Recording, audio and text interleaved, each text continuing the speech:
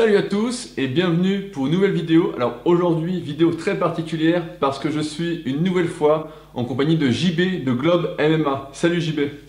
Salut à tous. Alors merci JB d'avoir accepté de faire une nouvelle vidéo avec moi. Aujourd'hui, on a beaucoup à dire parce que je crois qu'il y a bientôt un combat de Conor McGregor contre Floyd Mayweather.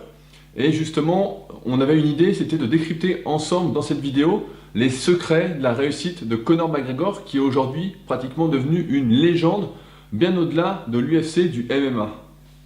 Et ouais, exactement. Donc Conor McGregor, c'est aujourd'hui, je pense qu'on peut le dire, hein, c'est le meilleur combattant de MMA de tous les temps. C'est quelqu'un qui a réussi à repousser toutes les limites, à accomplir tout ce que les autres n'ont pas vraiment réussi à accomplir, hein. Notamment détenir simultanément 2 ceintures à l'UFC et là s'apprêter à affronter l'un des meilleurs combattants de boxe de tous les temps, Floyd Mayweather. Donc c'est pour ça, ouais, effectivement, moi je me suis dit que c'était vraiment intéressant d'avoir cette discussion-là avec toi, surtout dans la continuité de tes podcasts sur SoundCloud, sur le développement personnel. Et je pense qu'on a beaucoup de choses sur lesquelles on pourrait s'inspirer là sur le parcours de Conor et on va voir ça ensemble. Super, je crois d'ailleurs que tu as préparé un plan pour cette vidéo étant donné que tu es plus dans le milieu des MMA que moi. Et donc c'est donc toi qui vas animer ce podcast, cette vidéo pour tous ceux que ça va intéresser. Ouais, exactement. Donc nous voilà ensemble, Rudy. Donc là on va pouvoir parcourir ces 10 secrets. Et voilà, ces 10 secrets donc à l'approche de ce combat contre Floyd qui aura lieu dans quelques jours à Las Vegas. Donc le succès de Conor McGregor, déjà peut se traduire par, à la base, un objectif clair et précis que Conor s'est fixé, alors qu'il avait tout juste 19 ans. Lui, ce qu'il voulait, c'était devenir le meilleur combattant de tous les temps, hein, tout simplement. On se souvient de ces vidéos, d'une petite vidéo quand il est jeune, où il vient de commencer un peu, et où il est un peu rachitique, et on voit qu'il dit « je veux devenir champion du monde, je veux devenir professionnel de MMA ». Cette vidéo qui est assez marquante d'ailleurs. Et ouais, exactement. Donc en fait, c'est à la fin c'est à la fin de son combat, après avoir tout simplement battu par TKO son adversaire. Juste à la fin, il se rue vers la caméra et il l'annonce, il dit face caméra, il dit « je suis le futur ». Et donc dès le début, voilà, lui dans sa tête, il voulait devenir le meilleur, il voulait devenir champion. En fait, tout commence comme ça. En fait, généralement, ça commence par un objectif clair. Donc, Conor, lui, il a grandi dans un coin un peu sensible, un peu difficile. Donc, il a vécu à Crumlin en Irlande. Donc, c'est un endroit où il y a un peu d'insécurité, où quand on est jeune, on peut avoir quelques embrouilles. Et donc, lui, tout de suite, quand il était jeune, il a tout de suite voulu apprendre à savoir se défendre. Pas qu'il a été victime de violence, mais lui, ce qu'il voulait, c'était être prêt. Ça, c'est d'ailleurs quelque chose qu'on retrouve dans le parcours de beaucoup de combattants. On peut notamment citer Georges Saint-Pierre qui, lui, était harcelé quand il était jeune. Il y a Daniel Cormier aussi qui régulièrement se faisait tabasser par des jeunes voyous à son école. Et donc, généralement, ça c'est l'un des éléments déclencheurs. Ça, c'est là où on fait le tilt.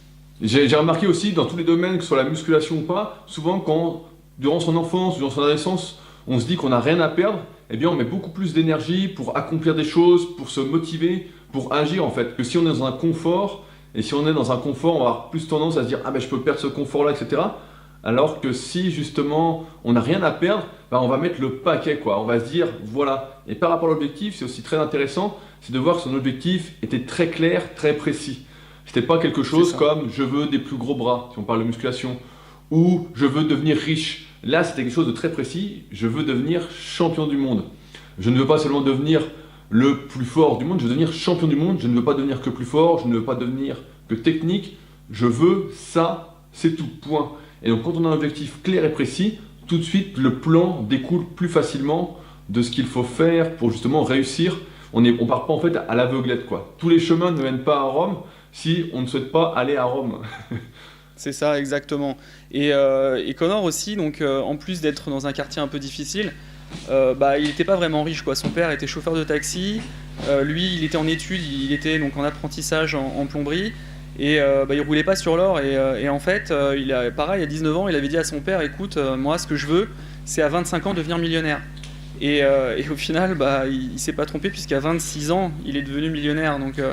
Donc vraiment, il avait cet objectif-là de réussir, que ce soit donc sur le plan sportif, être le meilleur sur le plan personnel, mais aussi pouvoir s'assurer donc un avenir serein en ayant suffisamment d'argent. Ouais, on voit qu'il y a vraiment cru et vraiment il a mis tous ses tripes dans son objectif, dans sa réussite, et aujourd'hui on peut pas lui dire qu'il n'a pas bien fait. Alors qu'au début, ça se trouve, il avait beaucoup de personnes contre lui qui lui disaient mais tu vas pas y arriver, et c'est là qu'on voit vraiment que les croyances sont hyper importantes pour nous permettre de nous transcender, d'arriver là où personne ne nous pense capable d'aller en quelque sorte. Exactement. Donc là on en vient au deuxième secret de Connor, c'est sa détermination. Ça c'est quelque chose, donc là on l'a déjà évoqué déjà au travers du premier point, mais être déterminé, là c'est ce qui lui a permis de réussir. Comme tu disais, voilà, lui c'est son objectif, il avait une détermination qui était sans faille. Et de là forcément ça en découle sur plusieurs choses. Là il y avait de la prise de risque. Pour lui, la prise de risque ça a commencé très tôt, puisqu'il a décidé d'abandonner son apprentissage en plomberie. Donc pour ça, il en a parlé à ses proches, il en a parlé à son père. Il lui a dit voilà, moi je veux tout abandonner parce que je veux poursuivre mon rêve et je veux tout mettre en œuvre pour pouvoir y arriver. Et cette prise de risque-là, il a eu le courage de faire cette prise de risque. Et pour cela, il est rentré en conflit avec son père, ce qui n'était pas évident. Et donc ça, vraiment, c'était quelque chose, déjà une première étape critique dans sa carrière. Parce qu'il y en a beaucoup qui continuent de travailler à côté parce qu'ils ne sont pas prêts à tout abandonner. Et voilà, lui, il a vraiment pris des risques. Il était au RMI. Et voilà, il avait très très peu d'argent. On a tous en tête, il y a un texte qu'il avait fait par rapport à ou c'est sa femme qui l'avait fait, je sais plus, où il disait j'étais avec lui, il n'avait pas de sous, on avait une vie pourrie, etc. Mais j'ai toujours cru, etc. Et ce déterminisme, moi je trouve que c'est vraiment très très important, surtout dans la réussite, quel que soit le domaine, encore une fois, de se dire, de tout mettre en fait pour réussir, parce que souvent on veut quelque chose, mais on ne le veut pas vraiment. Je me souviens d'une interview que tu avais fait qui était exceptionnelle sur ta chaîne Globe MMA de Christophe Midou, qui m'avait énormément marqué et il parlait d'envie. Et il disait justement des exemples avec Georges Saint-Pierre, il disait on peut s'entraîner n'importe où entre deux lits sans aucun matériel, ce qui compte c'est l'envie. Et à partir du moment où tu as vraiment envie, où tu es vraiment déterminé à faire quelque chose, tu le fais. Moi je me souviens, tu as écouté ça dans mes podcasts sur SoundCloud, quand je me suis lancé pour devenir coach de musculation. J'ai commencé ma formation en 2004, donc quand j'avais un peu moins de 17 ans, j'ai lâché l'école du jour au lendemain et forcément mes parents n'étaient pas pour, j'avais beaucoup de personnes qui me disaient mais non, faut que tu continues, faut que tu continues. Et moi en fait j'étais déterminé et je savais ce que je voulais faire, je le savais et finalement j'ai réussi à faire ce que je voulais. Donc je pense que c'est un trait de caractère de ceux qui veulent vraiment réussir et surtout avoir cette envie qui permet d'être vraiment déterminé, de ne pas lâcher le morceau. Et le tout couplé au premier secret qu'on a dit, le fait de rien avoir à perdre, d'avoir un objectif clair et précis, ça permet vraiment de se mettre en quelque sorte dans une sorte de bulle qui ne fait qu'on ne peut que réussir à la fin. Et ouais, c'est ça. Et puis comme on dit, il y a ce proverbe, il vaut mieux avoir des remords que des regrets. C'est ça quoi. Une fois qu'on s'est donné à 100%, qu'on a tout fait pour y arriver, si ça marche pas, mais au moins on sait on s'est donné à 200% quoi. Et forcément, c'est comme ça qu'on se crée des opportunités. Mais là, on va y venir sur les autres secrets. Donc lui, Connor, focus à 200%, prêt à faire des sacrifices. Et donc, dans la continuité de son choix d'abandonner l'apprentissage, à ce moment-là, alors qu'il était en couple avec sa femme, Dee Devlin, il y a sa sœur aînée qui leur prête un DVD. Et en fait, ce DVD-là, donc un jour, il le regarde. Et en fait, ce DVD, c'était l'adaptation en DVD d'un livre très connu qui s'appelle Le Secret, The Secret. Et en fait, ce livre parle tout simplement des concepts des lois de l'attraction. Je sais pas toi si tu es familier avec ça, Rudy. C'est un livre qui est hyper connu et moi j'avais même vu le DVD. Il avait fait un DVD, je sais pas si tu l'as déjà vu ou pas. Mais justement, c'est ce DVD-là justement que Connor et Eddie ont vu à l'époque. C'est un DVD qui montre bien qu'on attire ce qu'on dégage en quelque sorte. Si on sourit, on va avoir des gens qui nous sourient. D'ailleurs, l'émotion la plus contagieuse, c'est un peu le sourire, le bonheur. Et puis si on est de mauvaise humeur, on va avoir des gens de mauvaise humeur en face de soi.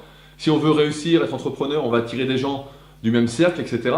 Et donc cette loi d'attraction, elle est hyper importante parce que on a ce qu'on dégage en quelque sorte. On est le reflet de nos pensées au final. Exactement. Et ça c'est le troisième point. Donc le troisième secret, c'est appliquer ces fameuses lois de l'attraction, c'est-à-dire être positif.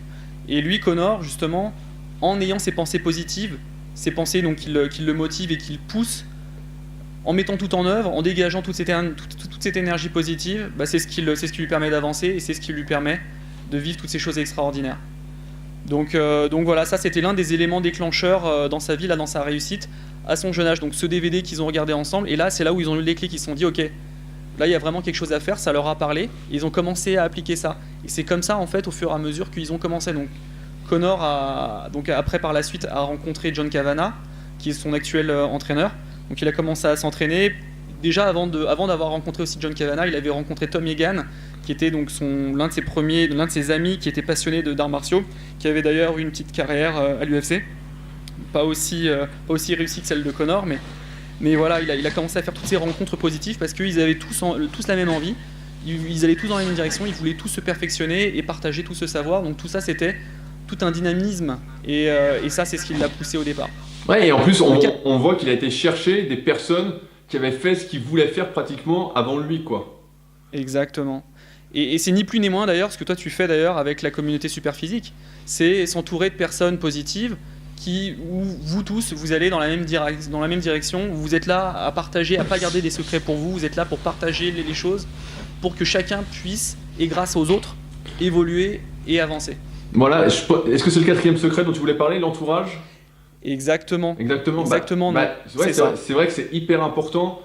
Et là, Connor te donne un bon exemple, c'est que voilà, il voulait devenir professionnel à l'UFC, en MMA. Il a été chercher quelqu'un qui avait déjà fait ça un peu, il a cherché un entraîneur au-dessus. Il a vraiment créé son entourage. Et comme tu dis, moi, c'est quelque chose que j'encourage énormément aujourd'hui dans la musculation, dans le milieu de l'entrepreneuriat, notamment avec ma rubrique, où voilà, il n'y a aucun secret entre nous, où on discute, parce que je sais, et j'ai mis longtemps à le comprendre, que mieux on est entouré et mieux on avance, même si c'est un sport individuel comme là le MMA. C'est pas parce que c'est toi qui es sur le ring que tu réussis tout seul. C'est d'abord tout ce qu'il y a autour avant, c'est une réussite en fait collective à la fin.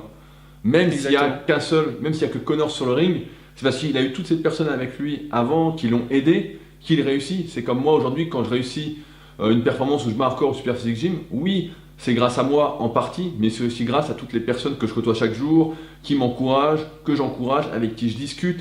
Pareil dans mes projets d'entrepreneur, quand je crée un nouveau site, quand j'avance sur une formation. Et l'entourage, c'est vraiment le truc le plus important pour moi aujourd'hui. Il y a d'ailleurs une très bonne règle de Jim Rohn qui dit « Nous sommes le reflet des 5 personnes que nous côtoyons le plus ». Et cet entourage, c'est à nous d'aller le chercher. Il ne faut pas encore une fois attendre, mais si on est déterminé, on a un objectif clair, on est positif, etc., forcément, le bon entourage, en général, se fait de lui-même. Mais sinon, il faut aller le chercher. Oui, c'est ça. Et Connor, lui, donc, c'est ce qui s'est passé. La première personne dans son entourage sur qui il peut compter, c'est bien évidemment sa femme. Donc, Dee Devlin, qu'il a rencontré alors qu'il avait 19 ans.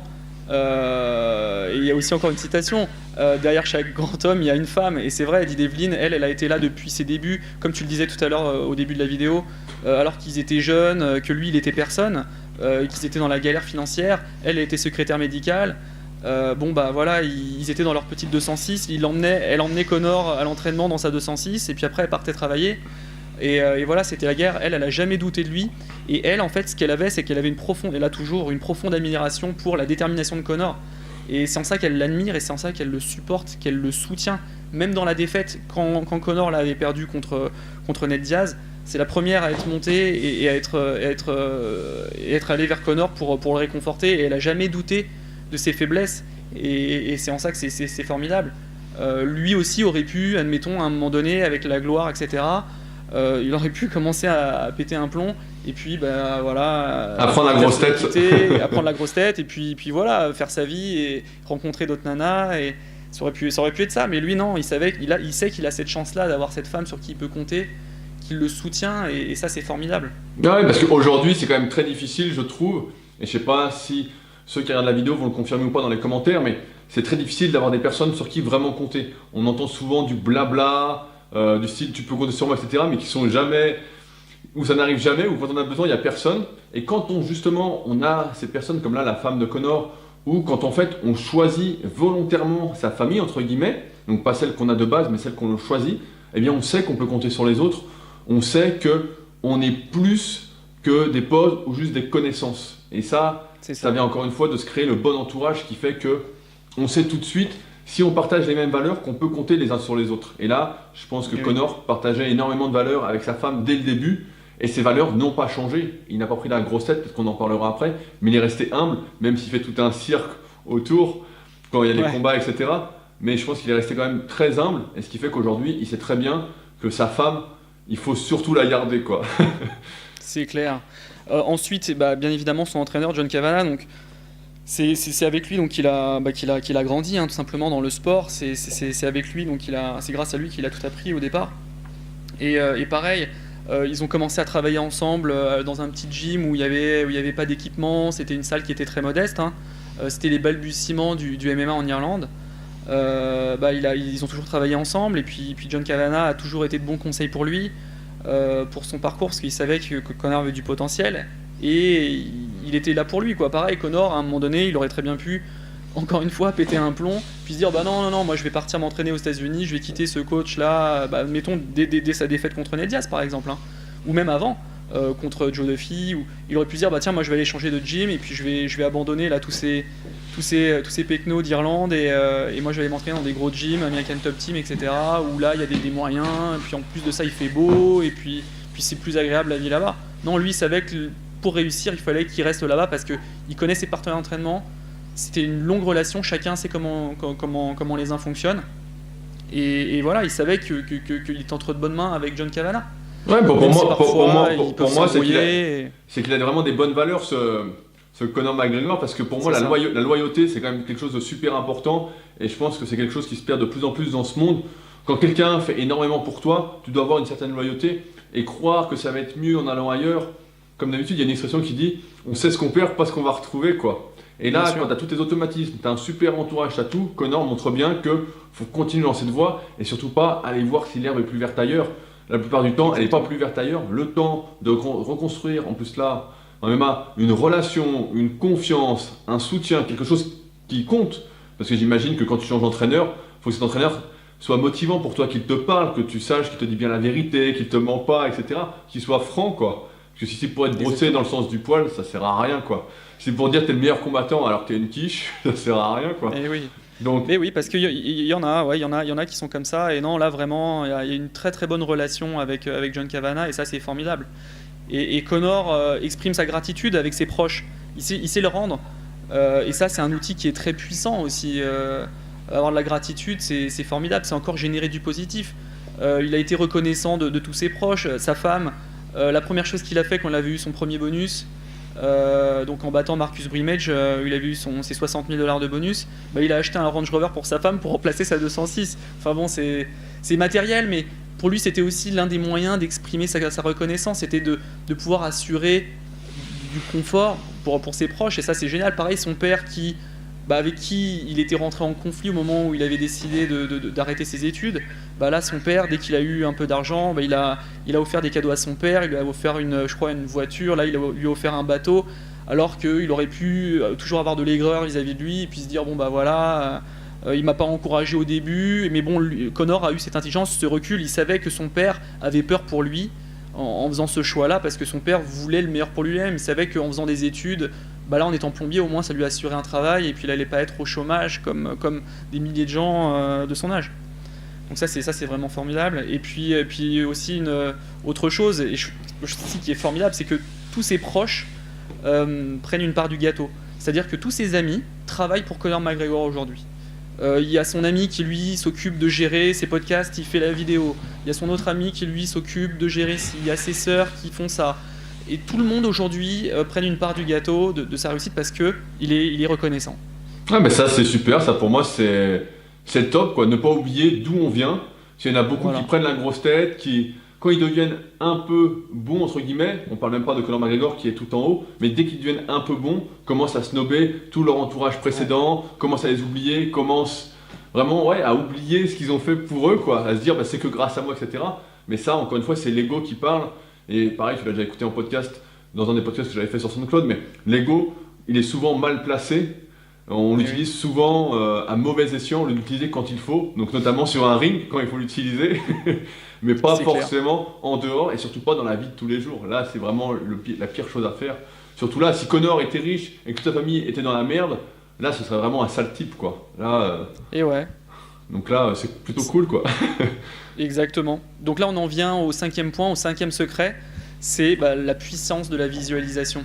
Donc on l'a déjà évoqué dans les secrets précédents, mais Conor, il a une visualisation créatrice qui est formidable. Donc il annonce à son père qu'il va être millionnaire. Première victoire, il dit qu'il est le futur. Ensuite, toutes ses prédictions qu'il fait, ses combats, comment il va terminer un combat, à quel moment il va terminer son combat. Tout ça, ça contribue à sa réussite.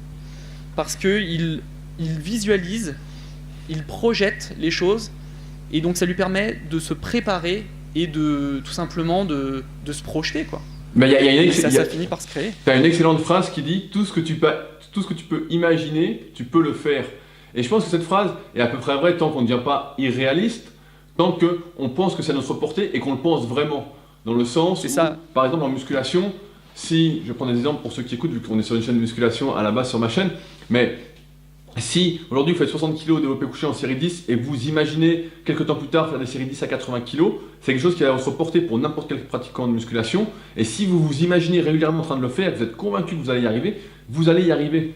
Ce qu'il faut, c'est vraiment croire à sa visualisation, se voir faire exactement comment ça se passe. Personnellement, c'est quelque chose que j'utilise énormément quand je dois battre un de mes records, quand j'ai préparé mon entraînement depuis des mois en vue d'une performance. Les dernières semaines, franchement, j'y pense tous les jours, je visualise, je me vois faire, et souvent, la plupart du temps, à 99% du temps, ça se passe exactement comme je l'ai imaginé, comme je l'ai visualisé, quoi. Donc là, ce que tu me dis avec Conor, ça me paraît tout à fait normal.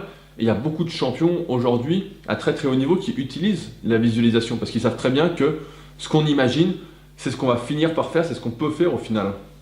Exactement, ne serait-ce que quand on les entend dire I'm the champ, dans les vestiaires à crier I'm the champ, ou même là par exemple Mike Tyson, quand il était entraîné par Cus D'Amato alors qu'il était jeune, tous les soirs avant de se coucher, Cus D'Amato donc, lui faisait des exercices de visualisation avant de s'endormir, où justement il lui demandait de visualiser, il lui disait voilà, imagine-toi, tu es le champion du monde, tu es le meilleur, tu es imbattable, etc. Et tout ça, ça permet de construire une confiance en soi aussi. Et voilà, ça c'est un élément qui est important, qui est déterminant. Et en plus de visualiser, Conor, ce qu'il fait, c'est qu'il l'annonce. C'est-à-dire qu'il s'engage en le disant au monde. Ouais, il le rend encore plus réel. Ouais. Il le rend encore plus réel parce qu'il l'a acté. Donc là, en fait, il s'engage à le faire. Il peut pas. Il est obligé d'assurer. Il est obligé d'aller au bout. Il peut pas se mentir à lui-même parce qu'il l'a annoncé. Il y a des témoins là. Et c'est ça, c'est encore aussi donner une autre dimension. Non, là, c'est vraiment encore plus fort, quoi. Moi, j'ai tendance à garder mes projets pour moi, ou à penser pour moi ce que je veux faire, parce que moi, ça me met justement de la pression, comme beaucoup d'ailleurs. Quand tu annonces ce que tu veux faire, ça met une pression, et souvent, après, tu le fais plus, ou tu te fais oublier. Il faut pouvoir le gérer, ça, c'est pas évident. Alors que lui arrive justement à gérer ça, mais parce que il a vraiment, comme on le voit dans cette vidéo, construit son personnage qu'il est, ça a mis des années, et aujourd'hui, ce qui fait qu'il a une confiance en lui qui est pratiquement inébranlable, quoi. Exactement. En sport de combat aussi, là en l'occurrence en MMA, en boxe, l'une des traductions physiques de la visualisation, c'est le shadowboxing. Quand tu fais des exercices de shadow et que en fait, tu t'imagines en train de boxer un adversaire, que là tu donnes des coups, t'esquives, etc., tu es dans la visualisation et tu es en train de l'appliquer. Et Conor, ça par exemple, il l'avait formidablement bien fait contre José Aldo. Je pense que vous vous souvenez de cette vidéo où on le voit dans les vestiaires juste avant de rentrer dans l'octogone, donc à l'UFC 194, au moment où il allait combattre pour la ceinture de l'UFC. On voit que Conor répète cet enchaînement de mouvements où on le voit faire un pas de retrait, faire un retrait du buste et puis contrer. Et en fait, il savait que José Aldo allait foncer sur lui parce qu'il l'avait visualisé. Avec tout ce travail qu'il avait fait en amont de trash talking, il savait que José Aldo allait déclencher, allait foncer sur lui et il savait qu'il allait le contrer comme ça. Et c'est ce qui s'est passé en 13 secondes. Il met KO Aldo. Et ça, c'est incroyable. C'est un pouvoir de visualisation qui est incroyable parce qu'il le visualise, mais en même temps, le visualiser c'est une chose, mais il a su déclencher, il a su provoquer le destin. Ouais, C'est ça aussi, c'est faire les choses. il a su faire visualiser à José Aldo ce qu'il voulait qu'il fasse. C'est ça. Donc c'est ça qui est encore C'est ça. plus fort, quoi. Encore, là, c'est vraiment quand t'es hyper convaincu de toi. T'es lucide, c'est ça, t'es lucide. T'es lucide de tes capacités, t'es lucide du monde dans lequel tu vis. Et c'est ça, quand tout à l'heure tu disais se fixer des objectifs réalisables, Connor était lucide de ça. Il connaissait ses capacités, il savait ce qu'il fallait faire en termes de travail pour pouvoir y arriver. Et c'est cette lucidité-là, il y a beaucoup de gens qui se fourvoient par rapport à ça, et c'est pour ça qu'ils n'y arrivent pas. Et lui, c'est pour ça, c'est formidable. Il y a deux choses qui se passent, pour beaucoup, et même pour moi des fois, c'est soit on se sous-estime, on se sent pas capable de faire quelque chose, donc on vise trop bas, ou soit on se surestime, et dans ce cas-là, on se prend une gamelle. Mais c'est rare, c'est rare qu'on arrive à se voir exactement tel que l'on est, avec ses forces et faiblesses. On a toujours tendance à faire l'un des deux. Alors, t'en as qui vont avoir beaucoup d'ego, qui vont se surestimer, et puis d'autres qui vont se sous-estimer parce qu'ils manquent d'ego, ils ont un sentiment d'infériorité qui est très développé. Et c'est pourquoi moi je milite depuis longtemps pour apprendre à se connaître soi-même, notamment en musculation avec l'analyse morpho-anatomique, savoir comment on est fait, pourquoi on est fait, ce pourquoi on n'est pas fait, pour éviter de se blesser, pour progresser du mieux possible sans perdre de temps. Mais aussi dans la vie, en fait, en général, c'est important de savoir ses forces et ses faiblesses pour savoir justement là où on va exceller et là où on va pas être bon. Si on est mauvais dans quelque chose, c'est inutile de faire des... Je sais pas, c'est comme si demain, je sais que je suis trop lourd pour courir, je me sens pas bien quand je cours, je disais, je vais battre le record du monde du marathon, je pourrais y croire autant que je veux, c'est pas mes capacités. Donc par exemple, si je me fixe un objectif par exemple sur les tractions, un exercice pour lequel je suis fait, et que je veux battre mon record de 2 répétitions, ça je sais que c'est quelque chose que je peux faire, j'ai confiance en moi, en mes capacités, je suis lucide sur mes forces, et donc c'est quelque chose que je vais faire en fait, quelque chose de réaliste parce que je me connais bien. Et c'est déjà, je pense, quelque chose où il faut creuser, c'est vraiment apprendre à se connaître au maximum dans tous les domaines, s'introspecter, se découvrir pour justement avoir confiance en ses capacités et réaliser ce dont on est capable. Exactement, et donc là on en vient au 6e secret, la confiance en soi. Connor, lui, donc c'est ça, sa confiance en lui, elle n'est pas innée, il l'a travaillée au fur et à mesure, c'est à la suite de plein de petites victoires. Dans sa vie personnelle, à l'entraînement, dans l'octogone ou dans la cage ou sur le ring. C'est à la suite de toutes ces petites victoires-là qu'il a construit sa confiance en lui. Et d'ailleurs, il y a une citation, Connor le dit, je cite, « Ma confiance vient de ma performance, du travail que j'accomplis au gym et de mon éthique de travail. Personne ne travaille plus dur que moi, personne n'en veut. » Mais ça c'est excellent ce qu'il dit parce que c'est vrai que souvent, et comme je disais juste précédemment, on a souvent un manque de confiance en soi, on se sent un peu inférieur, on ne croit pas en ses capacités. Et en fait, à partir du moment où on fait du mieux qu'on peut, où chaque jour on fait quelque chose en plus pour progresser, donc si on est en musculation, on va peut-être rajouter une répétition par-ci, 1 kilo par-là, on va faire une séance d'étirement, on va se masser, on fait quelque chose en fait pour avancer. En fait, on construit cette confiance progressivement à force de réussir des petits trucs. Et on sait très bien que ce sont les petits progrès qu'on fait chaque jour qui font les grands progrès de demain. Alors ça c'est une belle phrase, mais c'est exactement ça. Il y avait une autre phrase que j'avais écoutée dans un podcast qui disait « Personne n'arrive en haut de l'Everest en regardant le sommet. C'est juste qu'on construit sa confiance pierre par pierre en grimpant progressivement. » Et là, Connor, c'est exactement ce qu'il a fait, c'est ce qu'il explique. C'est qu'à force de s'entraîner, de voir qu'il progressait, de faire du mieux qu'il pouvait, de battre des adversaires, petit à petit, il a gravi des échelons. Et il est arrivé à tel point que il a super confiance en lui quand il s'agit de MMA. Il sait que là il est présent, il connaît ses capacités, il commence à se connaître parfaitement ou presque. Et donc il a vraiment confiance en lui et c'est ce qui se passe quand on fait tout ce qu'il faut pour ne pas avoir de regrets, comme tu disais tout à l'heure. C'est ça. Et donc pour ça, lui, la confiance, il l'a en lui parce qu'il travaille très dur. Il sait aussi, donc il y a ça, train hard, win easy. Forcément, si tu t'entraînes dur, après le reste c'est facile. Après, c'est une partie de plaisir. Et lui, en plus de ça, Connor, lui, le travail, c'est pas quelque chose, c'est pas une besogne. C'est travailler pour lui, c'est un plaisir. Et à partir du moment où on réussit à faire ce switch dans notre tête, si on commence à avoir du plaisir dans ce que l'on fait, c'est forcément facile et on fait de mieux en mieux notre travail et tout devient de plus en plus simple. Et cette confiance en lui, c'est comme ça qu'il l'a construit. Et d'ailleurs, cette confiance en lui, elle se témoigne en dehors de la cage et à l'intérieur. On le voit prétentieux, etc. Mais cette confiance en lui, ça lui permet aussi de se créer des opportunités. Et d'ailleurs, on en reparlera un petit peu plus tard. Moi, ce que j'adore, il y a un petit détail, là, il y a un petit truc qui, pour moi, résume complètement cette confiance en lui, le fait qu'il est conscient de ses capacités et il sait qu'il n'a rien à perdre. Et ça, c'est au moment donné où donc il y a l'open workout juste avant son combat, donc la veille de son combat contre Eddie Alvarez donc, à l'UFC New York. Et donc là, il est dans le Madison Square Garden, il est en train donc, de s'entraîner avec John Kavanagh, il fait une série de coups aux pads.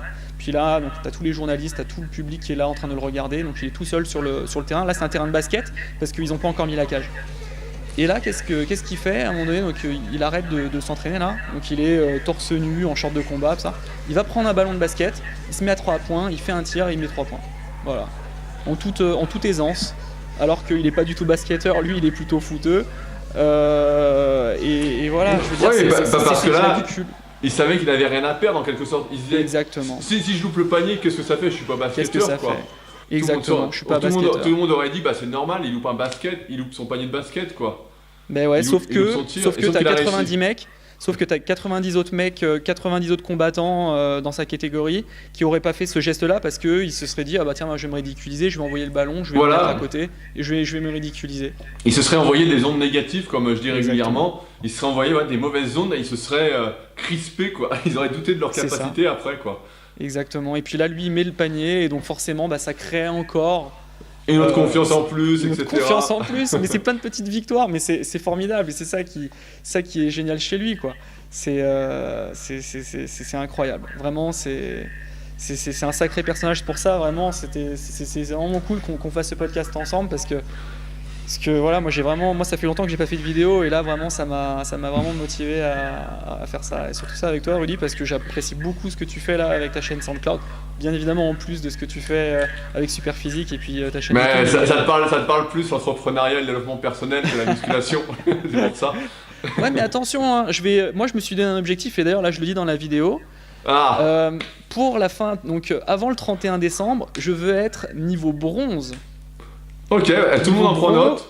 Voilà, tout le monde en prend note. Je vais être niveau bronze, donc dans la charte de niveau Superphysique. Voilà. D'accord, j'ai pris note et j'ai pas oublié, j'y vais, tu sais. Avant le 31 décembre, niveau bronze, et je t'enverrai les vidéos et tu m'enverras le diplôme. Tout à fait. Ça marche. Attention, tu viens de te mettre à nu là, tu viens de te mettre une petite pression. Hein. Mais c'est ce que je fais comme Conor. Voilà. Écoute, en toute humilité, je me compare pas à lui, mais voilà, j'essaie d'appliquer ce qu'il fait et ça marche. Ça marche.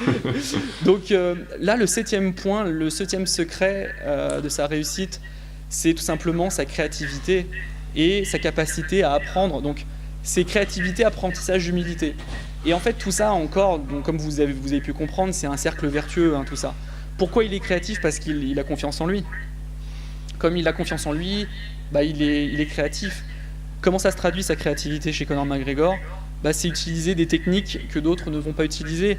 Il y a d'autres combattants qui sont créatifs dans l'octogone, on peut penser à John Jones, et c'est tout simplement ça, c'est des personnes qui ont confiance en leurs capacités.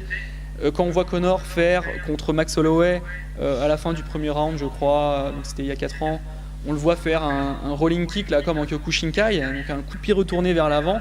Donc il n'a pas réussi à le mettre, hein. Il a pas réussi à blesser son adversaire avec ce coup de pied là, mais il a osé. Et puis s'il avait mis KO son adversaire, ça aurait été encore plus incroyable.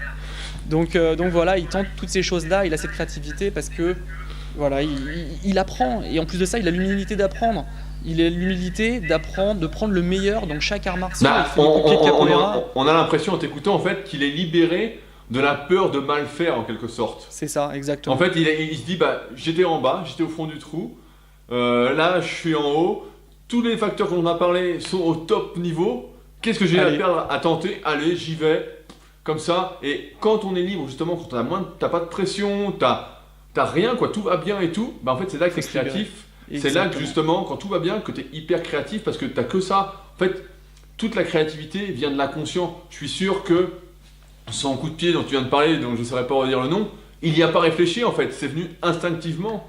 Il est là ça. Et paf, c'est venu. Et c'est comme ça que viennent les meilleures idées, c'est l'inconscient. Parce que les idées, elles sont déjà là en fait. L'inconscient qui arrive et qui nous fait faire là ce coup de pied pour Conor. Et puis pour nous, trouver des idées dans nos domaines respectifs. Moi, c'est comme ça que je fais la plupart du temps. C'est quand j'ai rien à faire, je vais marcher un peu, ou je lis un livre, etc. Ou hier, j'étais très productif.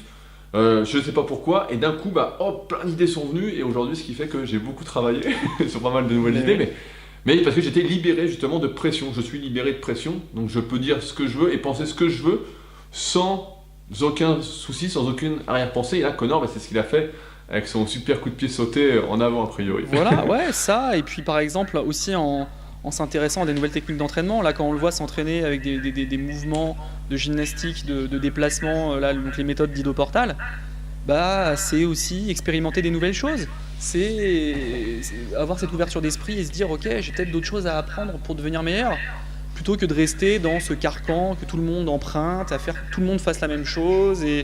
Et voilà, lui, il sort des sentiers battus, il se différencie des autres de cette manière-là, et puis il va piocher à droite, à gauche des bonnes choses qui lui permettent de devenir meilleur. Non, mais ça, c'est hyper important aussi, cette humilité, de bien avoir en tête. Et souvent, c'est quand on a l'ego, encore une fois, qui est mal placé, on a tendance à penser que, là, surtout là, il pourrait penser qu'il a le meilleur entourage du monde et que il a rien à aller chercher ailleurs. Et justement, là, avec Ido Portal, dont on avait parlé dans la première vidéo qu'on avait fait ensemble sur Conor McGregor, quand il avait justement un combat à faire, ça s'appelait Conor McGregor va-t-il perdre ou fait-il n'importe quoi, je ne sais plus exactement le titre. Ouais. Mais justement, il va chercher ailleurs dans des trucs qui a priori n'ont aucun rapport avec le MMA, le combat, et qui justement, finalement, en nom du rapport, c'est lui qui leur en donne, en s'améliorant dans des domaines, en fait, où on ne pensait même pas à aller s'améliorer. Et ça, c'est vraiment une très grande preuve d'humilité, et finalement, au premier abord, on pourrait penser qu'il a un ego démesuré, ce Conor McGregor, mais en fait, pas du tout. Plus on en parle là dans cette vidéo, et plus je me rends compte que pas du tout, en fait. Il est exactement comme il faut, quoi. Et ça m'étonne pas, parce que souvent, les grands champions, surtout quand c'est à force de travail, comme là, qui partent de rien du tout, qui ont gravi les échelons petit à petit, qu'ils ont vécu dans la merde, mais quand ils arrivent en haut, ils ont justement eu tout ce temps pour réfléchir à qui ils sont exactement, à comment est la vie. Et on voit que là, c'est assez impressionnant de voir une telle maîtrise, entre guillemets, quoi. Bien sûr. Conor sait donc se créer des opportunités. Et en plus de se créer des opportunités, il sait les saisir. Et ça, c'est le 8e secret de la réussite de Conor McGregor. Et pour ça, la création d'opportunités, donc il ose, comme on disait, donc comme on en a parlé depuis le début, il entreprend, il ose, il se crée des opportunités, il prend des risques, il sort de sa zone de confort, il n'a pas peur de l'échec. Parce que comme le dit d'ailleurs John Kavanagh, son entraîneur, soit tu gagnes, soit tu apprends. Il n'y a pas d'échec, on ne perd pas. Et ça, Conor l'a très vite compris. Ça, c'est une tendance qui est assez récente, surtout en France, où avant on se disait on veut surtout pas perdre, on veut surtout pas échouer, on veut pas se tromper, etc. Et on se rend compte de plus en plus, il y a un courant en ce moment, j'ai l'impression, qui est de dire que c'est pas grave de se tromper, parce que quand on se trompe, on est en train d'apprendre. Quand on échoue, en fait, c'est qu'une meilleure façon de réussir, de réfléchir. Et en musculation, si je prends encore une fois mon exemple, qui a peut-être parlé à beaucoup de pratiquants, j'en suis là aujourd'hui parce que j'ai justement fait beaucoup d'erreurs, je me suis trompé de nombreuses fois, j'ai eu de nombreuses blessures, et c'est pourquoi aujourd'hui, je sais guérir la plupart des pathologies qui sont liées à la musculation, avec mes formations vidéo, ou que je sais analyser quelqu'un morpho-anatomiquement, parce que j'ai vu que moi, j'étais pas fait pour tous les mouvements, qu'il y a des mouvements qui me faisaient plus de mal que de bien, et je me suis dit, c'est bizarre, pourquoi? Et c'est justement quand tu as eu des difficultés, etc., que tu en arrives là, en fait, tout simplement. C'est ça, il faut être tenace, il faut apprendre de ses échecs et savoir rebondir. Et là, donc, on a aussi cet exemple-là, moi ça c'est un exemple que vous connaissez sûrement, mais Jack Ma, donc, qui est un homme d'affaires chinois, c'est l'homme le plus riche d'Asie, c'est la 14e plus grande, le 14e homme le plus riche au monde, et il a 35 milliards de dollars, je crois, sur son compte. Et lui, c'est le fondateur d'Alibaba et d'AliExpress, et c'est quelqu'un qui a échoué une multitude de fois dans sa vie. Et donc c'est ça, comme tu le dis très bien, Rudy, c'est que les échecs ont été pour lui donc un grand atout, et ça a été surtout l'un des éléments constitutifs de sa réussite. Je pense d'ailleurs, et je pense que personne ne contredira ça, c'est qu'on ne peut pas réussir sans avoir échoué une multitude de fois. Il n'y a personne qui fait que réussir. Et si justement à un moment on ne prend pas le risque d'échouer, on ne réussira jamais.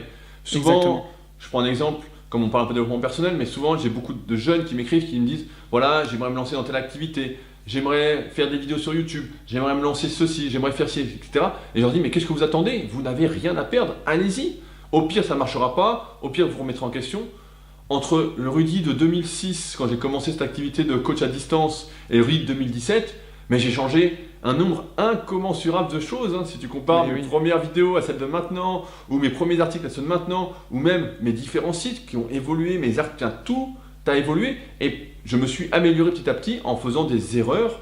Et c'est ce qui m'a amené aujourd'hui à plus ou moins exceller, entre guillemets, dans mon domaine. Et d'ailleurs, il y a une bonne citation comme ça de Michael Jordan qui dit, j'ai plus la citation en tête, mais qui dit qu'il a échoué je sais plus combien de fois, et c'est pour ça qu'il est réussi.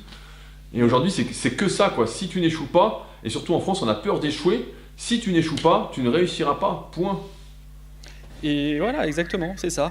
Et ouais, voilà. Et de même, si on n'entreprend pas, si on n'entreprend pas, bah forcément, on va jamais échouer, puisque si on fait pas le premier pas, si on s'engage pas, si on fait pas une compétition, c'est sûr qu'on va jamais perdre. Et c'est rare en plus qu'on gagne la première compétition. Hein. Si on parle de sport de combat, voilà. De n'importe quoi, c'est un miracle. En général, on se prend une raclée. Hein. Mais ouais, mais c'est comme ça qu'on apprend, et c'est surtout en compétition qu'on apprend le plus, pas à l'entraînement. Et donc ouais, voilà, c'est incroyable. Connor aussi a cette faculté de faire les bons choix. C'est-à-dire qu'il se crée des opportunités, il prend le temps d'analyser, et il sait qu'en prenant cette décision stratégique, en faisant un choix, il sait qu'il fait le bon choix. Parce qu'il est bien entouré, et parce qu'il a la lucidité, et il se rue pas. Il n'est pas là à foncer, tiens, il y a une opportunité, je la saisis tout de suite. Non, il analyse, il voit si c'est bon pour lui ou pas pour sa carrière, pour atteindre son objectif final. Et si dans ces cas-là c'est le cas, il fonce. Et ça, c'est quelque chose qui forcément lui a réussi. Il a cette capacité à prendre ses bonnes décisions. Il y a des gens qui sont incapables de prendre des bonnes décisions. Qui sont incapables de prendre même seulement des décisions. Décisions, c'est vrai. Oui, non, mais c'est vrai, t'as raison. Et de toute façon, dans tous les cas, bonne ou mauvaise décision, on le sait qu'une fois qu'on a pris la décision et qu'on a commencé à agir, qu'on a fait. Hein. Il n'y a jamais de... La mauvaise décision, c'est celle qu'on ne prend pas. Déjà, pour commencer, ça commence par là. C'est vrai. Et donc là, le 9e point des secrets de la réussite de Connor, on l'a aussi évoqué, c'est l'humilité. Et ça, l'humilité, Connor l'a appris très tôt dans sa carrière, parce qu'il a perdu assez tôt dans sa carrière. Donc Connor a 21 victoires pour 3 défaites dans sa carrière MMA. Et donc il a perdu très tôt, il a affronté un spécialiste du grappling, et le grappling, c'était pas sa tasse de thé à Connor, c'était pas le domaine dans lequel il était confortable, et donc il s'est fait soumettre au premier round. Et en fait, moi je pense que cette défaite lui a servi. Perdre tôt, justement, c'est là où on apprend, et c'est là où on se remet en question. Perdre tard, c'est plus difficile. On a pu le voir d'ailleurs avec Ronda Rousey qui là a perdu sur le tard, qui était invaincue pendant très longtemps et qui a perdu sur le tard. Elle a pas réussi à se remettre en question, elle n'a pas réussi à se relever. Elle n'avait pas cette humilité de faire d'autres choix stratégiques, de se remettre en question, de voir que, ok, ce qui l'a fait échouer, c'est ça, qu'est-ce qui s'est passé, elle a refait... on a l'impression avec Ronda qu'elle est restée sur ses acquis en fait. C'était une judokate, et donc voilà. elle croyait gagner avec le judo, et puis qui est arrivée au Holmes, qui était spécialiste de kickboxing, si je dis pas de conneries. Ouais, c'est ça, championne de boxe. Elle est arrivée, boum, quoi, elle a tapé, c'était fini, quoi, elle n'a pas pu approcher. C'était terminé, et puis après, elle a pris une autre raclée. Contre Nunes, ouais, voilà, pareil. Une autre raclée, mais en fait, parce qu'elle n'a pas fait comme Connor, en fait, aller chercher ailleurs et se former dans d'autres disciplines. Elle est restée sur ce qu'elle savait faire, et c'est ça qui l'a fait perdre. Et l'humilité, mauvais entourage. D'ailleurs, sa mère l'avait dit, son coach, bon, ça, je suis pas le seul à le dire, mais son coach était pas quelqu'un, c'était pas une bonne influence pour lui. Il lui a fait croire que c'était une championne du monde de boxe, et il lui a dit tiens, va boxer la championne du monde de boxe. Ça, c'est un manque d'humilité. Surtout quand tu es une championne de judo et que tu affrontes une championne de boxe, ne va pas boxer avec elle. Et l'humilité de ne pas boxer contre une championne du monde de boxe. Mais bon, voilà, c'est bref. C'est pour ça que Connor, là, on voit qu'il a une sacrée humilité, justement. C'est que, et comme tu as dit juste avant, le fait d'avoir perdu tôt, d'avoir fait des conneries tôt, ça aide énormément. Je reprends mon exemple, parce que on peut dire que j'ai réussi, mais forcément à beaucoup moins de niveau. Mais quand je me suis blessé, ma première blessure, j'avais 17 ans, je me suis fait le ménisque externe au genou, j'ai pas pu faire les cuisses pendant 6 mois. Quand j'ai repris, je me suis déchiré un peu un pec, senti un petit claquage, et j'ai eu plein de petites blessures comme ça dans mes débuts qui m'ont tout de suite rappelé à l'ordre et m'ont fait prendre conscience qu'on n'était pas invincible et qu'il fallait justement faire les choses correctement et être ouvert justement à apprendre. Et si j'avais eu aucun pépin, j'aurais jamais réfléchi en fait. Et quand j'aurais eu une vraie blessure, j'aurais peut-être arrêté comme beaucoup parce que je me serais dit tiens, c'est pas normal, je suis blessé, les autres n'ont pas mal, etc. Et je pense que comme tu dis, à faire des erreurs dès le début, mais ça après on choisit pas, on veut tous ne pas faire d'erreurs évidemment, mais c'est ça. C'est comme ça que ça se fait. Voilà. Et puis lui, il est digne dans la défaite. Quand il a perdu contre Nate Diaz, il n'a pas dit oh non, j'étais pas en forme, de toute façon lui il est nul. Non. Il était meilleur que moi, j'ai fait des erreurs, je vais travailler là-dessus, puis je vais revenir encore plus fort. Et c'est ce qu'il a fait. Il a rebondi, il a su rebondir. Et voilà, donc ça c'est... Mais c'est encore une grande qualité. il a su se remettre il a été humble, il a félicité son adversaire, il a su se remettre en question, il a travaillé, il a cru qu'il allait. Il a su qu'il allait gagner en quelque sorte, il a cru, mais il a su qu'il allait gagner, il a visualisé, il a fait tout ce qu'il fallait, comme on vient de décrire, pour justement que ça n'arrive plus et réussir. Exactement. Donc, parfaitement. Et donc, c'est ça. On en vient donc au 10e et dernier point. Donc là, c'est l'intelligence au sens large. Donc c'est le savoir. Conor, c'est quelqu'un qui sait. Il sait utiliser son charisme, sa personnalité en dehors de la cage. Il sait qu'il a ces qualités-là. Oui, effectivement, il y a de l'inné et de l'acquis là-dedans. Depuis toujours, il a toujours eu ce charisme, ses proches le disent, quand il était jeune, il a toujours eu cette faculté à pouvoir avoir cette énergie positive, etc. Mais lui, il a su capitaliser là-dessus. Et ça, il faut avoir cette intelligence-là. Quand tu as des qualités, avoir la lucidité d'esprit, de pouvoir capitaliser et de pouvoir mettre tout ça pour justement le faire grandir. Là, ce qu'il y a avec Conor McGregor, c'est qu'il a déjà un look très très particulier, quoi. Un look qui diffère de la plupart des gens. Il a des tatouages partout. Il a un look et même il a une gueule qui fait qu'il a, comme tu dis, il a un charisme naturel en fait. Et ça, il l'a travaillé. Et ça, il l'a travaillé parce qu'au départ, le jeune Conor McGregor, quand il avait 19 ans, tu sais, quand il dit I'm the future, il a le crâne rasé, il ressemble à un skinhead. Il est comme tous les jeunes de Dublin, quoi. Non, mais ça, c'est vrai, non, mais c'est ça. Il l'a travaillé, mais il avait déjà un certain charisme naturel, tu vois, quand il dit I'm the future, etc. Et il a travaillé son style, et souvent, c'est ce qui se passe, j'ai remarqué aussi, c'est que souvent, le style vient progressivement à mesure que la confiance en soi se développe. On le voit, je vais donner un exemple en musculation, comme je coach énormément de personnes à distance. Au début, souvent, quand les personnes débutent un suivi coaching avec moi, elles m'envoient des photos un peu dégueulasses, c'est-à-dire qu'ils les mettent pas en valeur du tout, ou vraiment ça ne rend pas justice du tout. Alors moi qui ai l'habitude de voir des photos, je sais exactement quoi en tirer de ces photos. Je vois mieux que ces photos-là. Et au fur et à mesure du coaching, notamment au bout de 6 mois, au bout d'1 an, suivant les forfaits que je fais, tout de suite, comme les personnes se sont transformées et qu'elles sont mieux dans leur peau, elles vont prendre de meilleures photos. Et d'un coup, tu vas voir des personnes qui sur les premières photos faisaient un peu la gueule, n'étaient pas contentes, se tenaient mal, etc. Sur les photos après, vont avoir le sourire, vont se tenir bien, vont avoir une super lumière, vont avoir conditionné, vont bien poser. Et ça, c'est parce que la confiance en soi s'est construite et donne tout de suite un meilleur charisme, quoi. Quand tu as confiance en toi, quand tu es joyeux, tu es positif, tu réussis en plus là à l'extrême, quoi. Forcément, tu as quelque chose qui s'est développé, quoi. Tu prends plus soin de toi. Dans tous les cas, tu construis une autre image parce que tu es devenu quelqu'un d'autre en même temps. Exactement. Il a réussi à créer son personnage, à valoriser son image. Et ça, c'est ça, savoir se vendre, savoir se mettre en valeur. C'est important. On dégage une image. Il faut pouvoir entretenir ça et le développer et donner une image positive. Et lui, donc, il a pu voir aussi par le passé. Il a tout simplement pris aussi modèle sur des personnes qui avaient donc des images comme ça très fortes et pour qui ça marchait. On peut voir que à l'époque, donc Mohamed Ali, quand il faisait ses grandes phrases, son trash talking, qu'il avait du charisme, Conor, je veux dire, il a très bien vu ça, il savait que c'était quelque chose d'important. Il s'est inspiré d'autres choses quand tu le vois là à New York avec son gros manteau de fourrure pendant la conférence de presse contre Mayweather, habillé comme Notorious Big ou Puff Daddy ou je ne sais qui. Il voit que les gens sont pas indifférents face à ça. Ouais, moi j'adore justement ces jeux d'ego et tout, et qui sont pas vraiment réels en fait, mais ces jeux d'ego.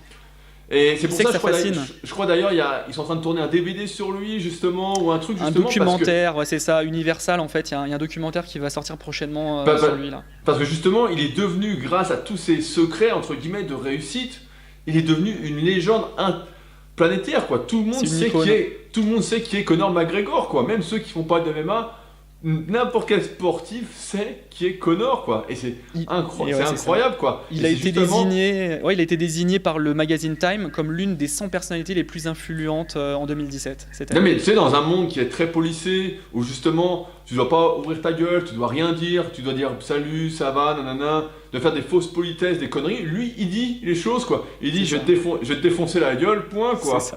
Et donc forcément ça sort de la norme, et ça fait que son personnage devient de plus en plus légendaire à mesure qu'il réussit, quoi. Alors forcément, Ouais. aujourd'hui, il peut plus rien arriver, vu tout ce qu'il a gagné, même si contre Mayweather, il perd, et d'ailleurs, je sais pas ce que t'en penses, mais moi, qui connais pas grand-chose, je me dis, il a aucune chance, quoi. Je me dis, s'il perd, bah, c'est normal, et qu'est-ce que ça change, de toute façon. Mais par contre, Écoute, s'il gagne, alors là... là, c'est là, ça. Le plus grand perdant dans l'histoire, là, aujourd'hui, là, le plus grand perdant dans l'histoire, Bah c'est oui. Mayweather. Bah oui. C'est pas McGregor. Parce que, voilà, c'est le plus grand perdant. McGregor est plus riche que Conor, donc c'est pas là encore quelques centaines de millions de dollars, c'est pas ça qui va lui, c'est pas ça qui vont lui changer la vie. Par contre, pour Conor, si. Mayweather affronte un débutant en boxe anglaise. Donc perdre contre un débutant, bon bah forcément, ça serait ridicule. Bref, en plus il l'affronte dans sa discipline. Enfin bon, là le plus grand perdant aujourd'hui, c'est parce que même si Mayweather gagne, Bah c'est normal, quel quoi. est son mérite Ouais. Voilà, quel est son mérite à avoir gagné contre quelqu'un qui n'est pas boxeur professionnel. Non, mais Ouais. ça, c'est... moi, je m'attends à ça, mais Donc. imagine, on sait jamais. Et c'est... on Moi sait j'y jamais. crois. Écoute, moi je vais dire là, je prends mon pronostic. Moi je vais croire Mystic Mac parce que c'est comme ça qu'on le surnomme. C'est que sa capacité à prédire, Mystic Mac, qui lui prédit que le combat va se terminer dans les 2 premiers rounds, 2 ou 4 premiers rounds. Bah, si ça dure plus longtemps, je pense qu'il a aucune chance, quoi, en boxe. Non, voilà, je c'est ça. pense pas qu'il aura la résistance de tenir Mayweather jusqu'au bout, quoi. Mais si ça Et va surtout, vite... surtout sa capacité, parce que c'est un excellent défenseur, c'est un défenseur, c'est le meilleur défenseur de tous les temps, Mayweather. Donc il va pas réussir à scorer suffisamment de points pour pouvoir le battre à la décision, Conor. Bah ouais, donc si Conor arrive à le toucher rapidement et fort, peut-être. C'est Mais ça, là, fort. s'il gagne, pour moi, c'est plus une légende, c'est le rang Dieu, quoi.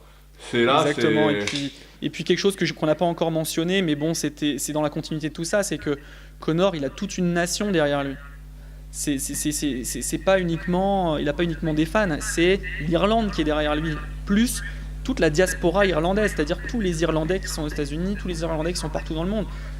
Moi, quand je suis allé à plusieurs reprises de voir combattre à Las Vegas, c'est des avions d'Irlandais qui débarquent. Las Vegas, c'est devenu une ville irlandaise. C'est complètement malade. C'est incroyable à quel point tous ces gens viennent le soutenir. Et je trouve ça magnifique. Tout le monde est avec les drapeaux, ils viennent soutenir Conor McGregor. Et ça, c'est formidable. Et donc, Conor va avoir tout ce soutien-là. Et ça le transcende, ça le transporte. Donc comme vous le voyez, nous avons fait une petite pause car le soleil venait de se coucher ici en France. JB est au Canada et chez lui il est encore très tôt. Et moi j'étais dans le noir pendant 10 minutes, donc on en a profité pour mettre la lumière. Donc voilà, on arrive à la fin de cette vidéo. Et je pense que l'exemple de Conor McGregor aujourd'hui est vraiment très intéressant. On vous l'a montré avec JB. C'est vraiment quelque chose de très inspirant de voir comment se construit la réussite parce que souvent... Beaucoup de personnes vont dire c'est de la chance, il a réussi parce que si, parce que ça, etc. C'est de la chance, c'est dû au hasard. Ou il Et n'a on pas de voit mérite. Sinon, il y en a beaucoup Voilà. qui disent ça, il n'a pas le mérite de... Alors qu'en fait, on voit bien que la réussite, ça se décide, ça se construit.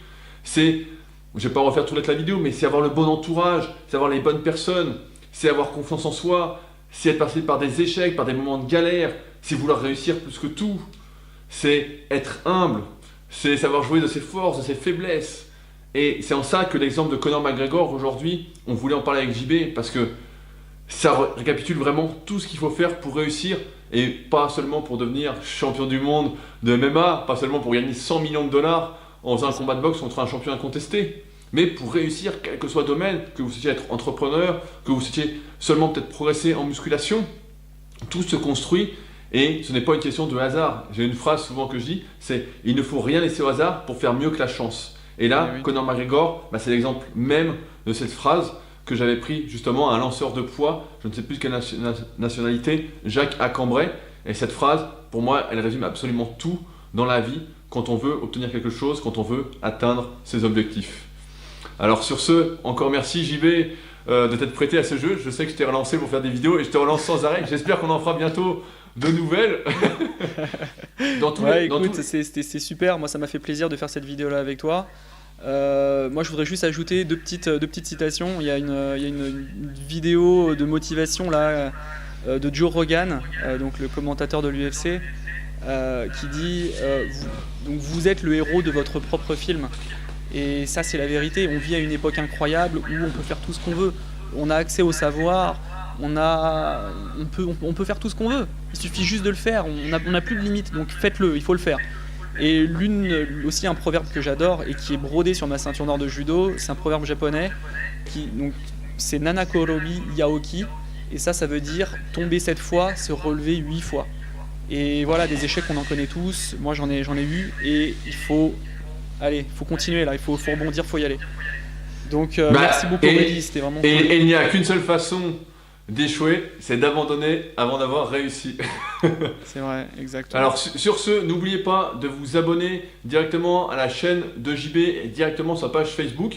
Il met régulièrement, je fais sa petite pub parce que sinon il la fera pas, mais il fait régulièrement il y a des super interviews d'entraîneurs, de champions du UFC, etc. C'est vraiment super intéressant, même pour ceux qui ne pratiquent pas comme moi. N'oubliez pas également de nous dire dans les commentaires si vous souhaitez d'autres vidéos avec JB. Moi, ça me ferait plaisir et il faut le motiver. Donc n'hésitez pas, allez-y, c'est le paquet. Et puis de toute façon, nous, on se retrouve bientôt pour de nouvelles vidéos et pour encore mieux progresser ensemble. Exactement. Ne manquez pas le combat de Conor McGregor contre Floyd Mayweather à Las Vegas le 26 août prochain, T-Mobile Arena. 12 rounds en boxe anglaise, 154 livres, des gants de 8 pouces. Conor McGregor a annoncé qu'il battrait Mayweather en nombre de rounds. Moi je pense qu'il en est capable, c'est Mystic Mac, c'est la visualisation créatrice. Il faut qu'il marque l'histoire et rien que pour tout ça, je serai derrière lui.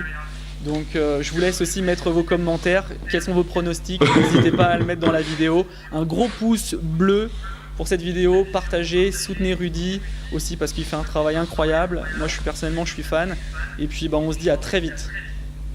Salut à tous.